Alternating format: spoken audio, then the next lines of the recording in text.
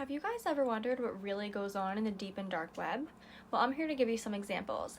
The internet is massive. It's kind of like an ocean, actually. We only have access to about 10% of the whole entire internet. Everything else is hidden. So under what we have access to is what's called the deep web. So that contains websites that are still being tested. It contains academic journals. It contains private directories. All of that stuff is actually fairly harmless. We just don't have access to it. Under the deep web is the dark web, which is where some of the explicit content comes in. On the dark web is where you can find government secrets, hacked bank accounts, illegal pornography, there's drugs, there's weapons, sometimes even human trafficking. The deep web is vast, thousands of times larger than the visible surface web. It's like looking under the hood of the internet. It would not remain underground for long. The Silk Road was a new relationship between individuals where the government couldn't control what people bought and sold. The Silk Road administrator, known only as Dread Pirate Roberts, or DPR, was generally assumed to be the creator and owner of the site. Informants were activated. The site was crawling with law enforcement posing as vendors and buyers. Authorities say they have their guy. 29-year-old Ross William Ulbricht. I want to have had a substantial positive impact on the future of humanity. DPR took the risk. He was willing to do the things that most weren't willing to do. This was a guy who saw himself as the leader of a movement.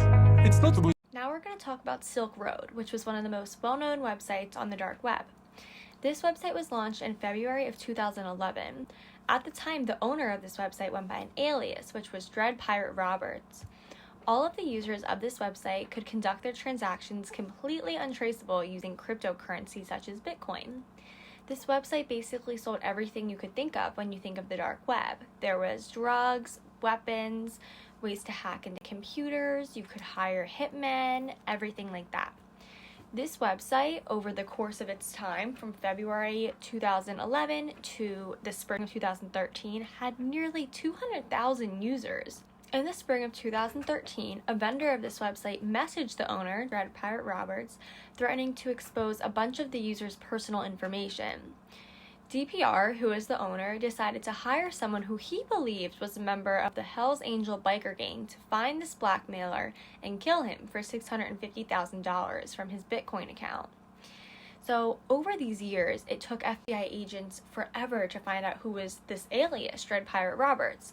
So when they found him, he was actually a 29-year-old named Ross Ulbricht. Ross Ulbricht was an extremely smart young adult who attended the University of Texas on a full academic scholarship. He graduated in 2006 with a degree in physics and then attended Penn State University in Pennsylvania to get his master's in material science and engineering. Eventually, the FBI had enough to arrest Ross. They charged him with several counts, including narcotic trafficking, computer hacking, money laundering, and kingpin statute, which is normally reserved for mafia and cartel leaders. He was sentenced to a double life imprisonment plus 40 years with no possibility of parole. In 2020, President Trump was considering releasing Ulbricht before leaving office, but he never did. This has a lot of controversy surrounding it. A lot of people believe that the FBI and the government hacked Silk Road to discover servers without really having a search warrant. So, I want to ask you guys, do you think that the government and the FBI should be able to use these hacking techniques to find cyber criminals like Ross? If so, what kind of search warrant do you think they should have? Do you think they should need a search warrant?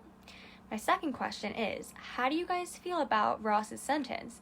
Do you think that a double life imprisonment plus 40 years with no parole is too much? Or do you think it's a reasonable amount for someone who had this huge website? And my last question is, if you guys had the opportunity to look at these websites, such as Silk Road, when it was available, would you have done it? Are you interested to see what it was really like on there, or do you think you'd be too nervous? Because I think I'd be too nervous.